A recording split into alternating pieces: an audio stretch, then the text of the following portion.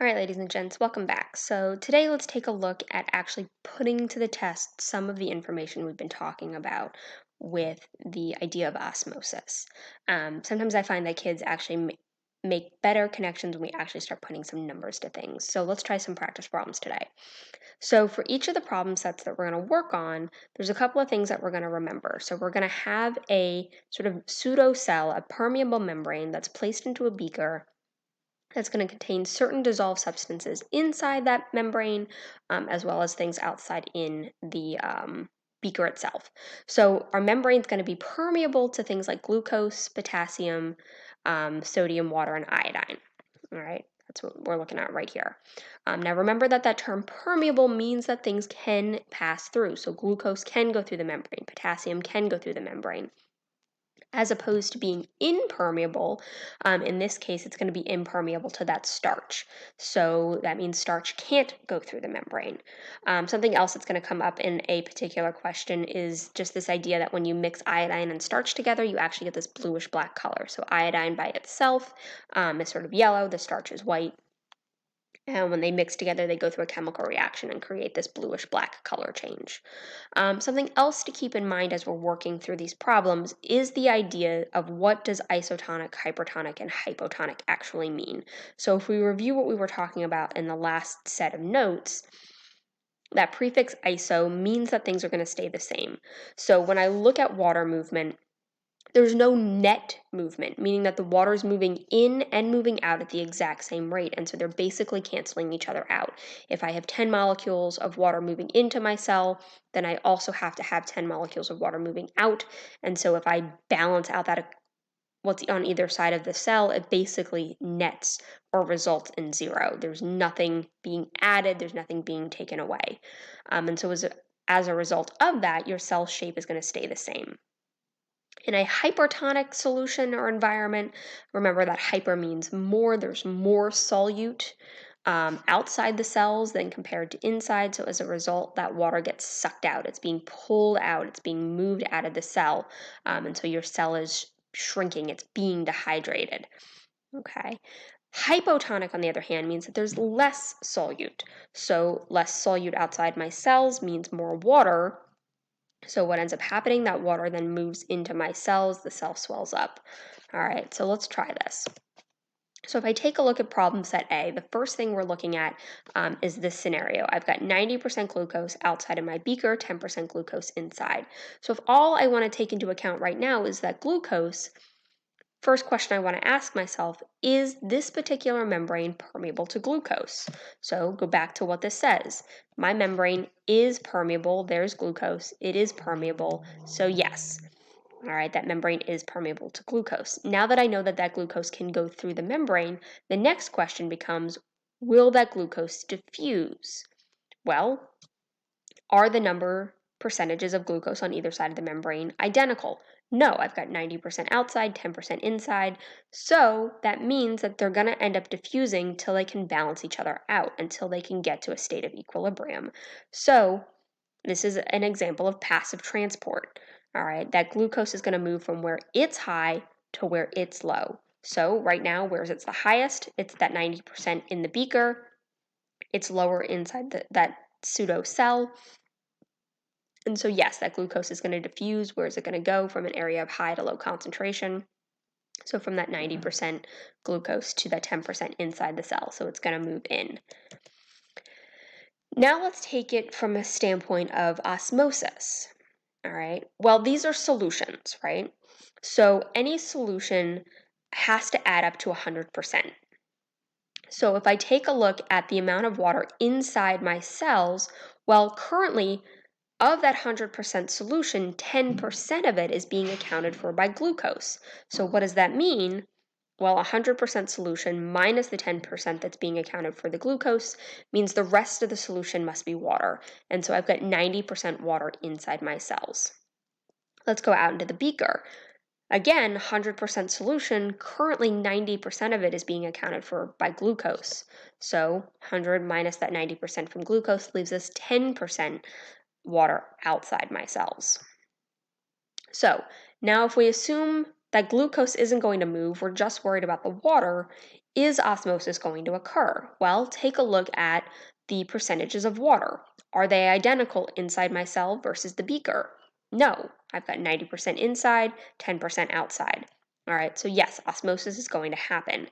Then the question becomes, is my cell going to swell up or shrink based on the way that water is going to move? Well, remember when we talk about osmosis, this is still passive transport. So that water is going to move from where the water is high to where the water is low. Well, right now, my water level is much higher inside my cells. I've got 90% water inside that cell. So that water is going to move from where it's currently high to where it's currently low. So what does that result in? The water rushing out of the cells, and if I deflate the cell, it's going to shrink. All right. So final question then becomes, is the solution in the beaker hypotonic, hypertonic, or isotonic? Again, we're assuming that those solutes aren't going anywhere. So right now I've got a 90% glucose outside my cells, 10% water. Water is being drawn out of the cell because of that high glucose number.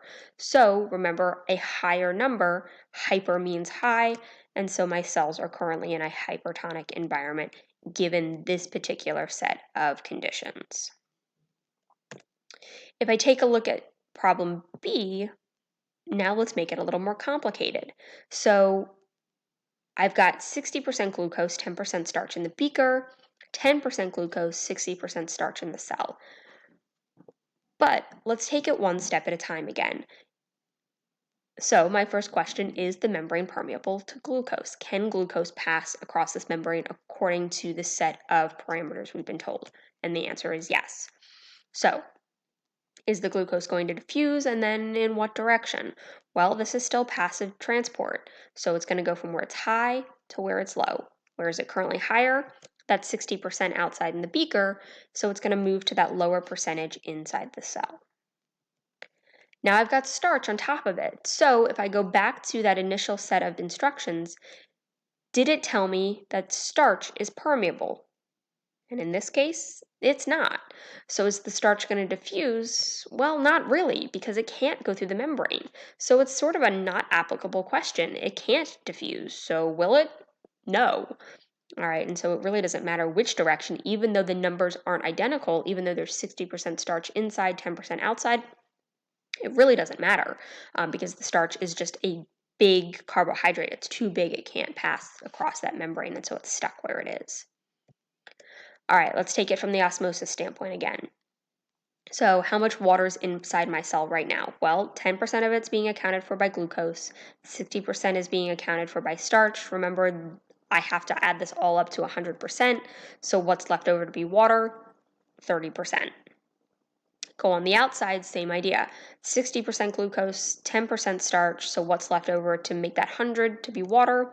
It's another 30%. So now the question is, does the osmosis occur? Assuming my solutes don't go anywhere, the glucose and the starch stay as they are, all I'm dealing with is the water. Well, it kind of depends on how you want to answer this question. Will osmosis occur?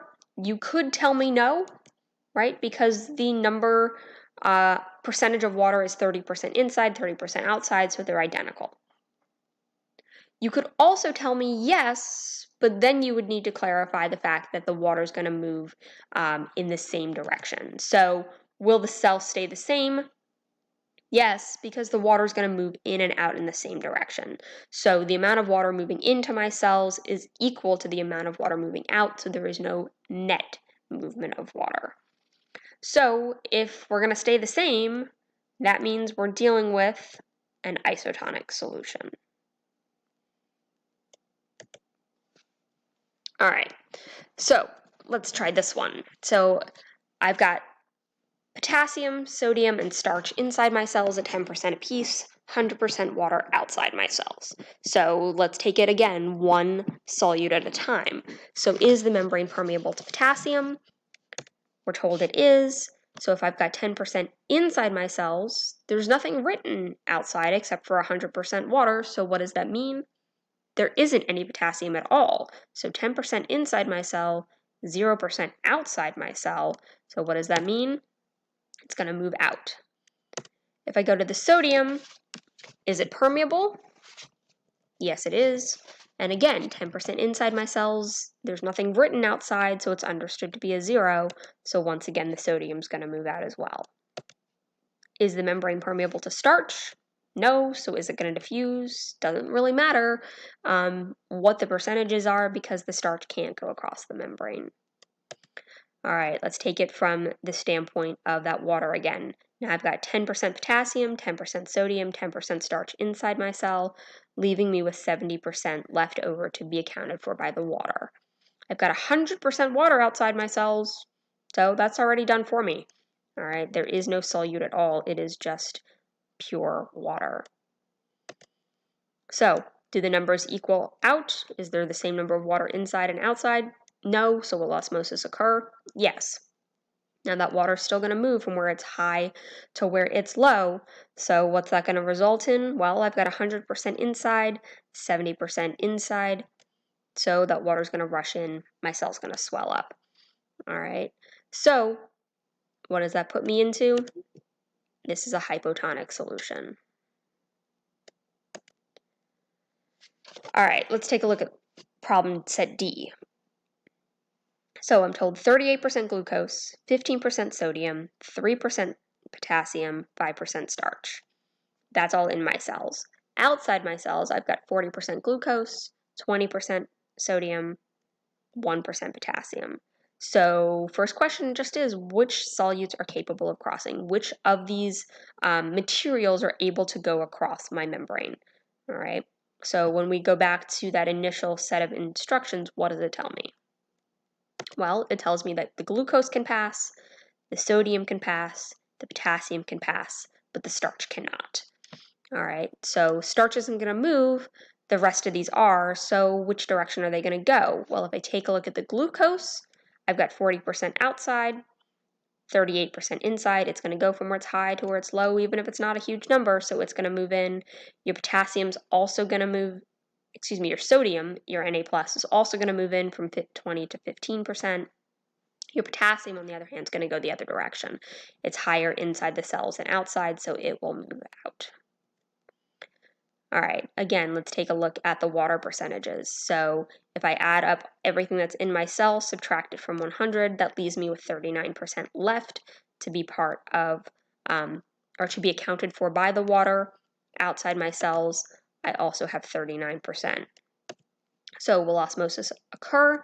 Again, this question depends on how you answer it. You could tell me no, so long as you understand that those water percentages are identical, and so the net result will be no water movement.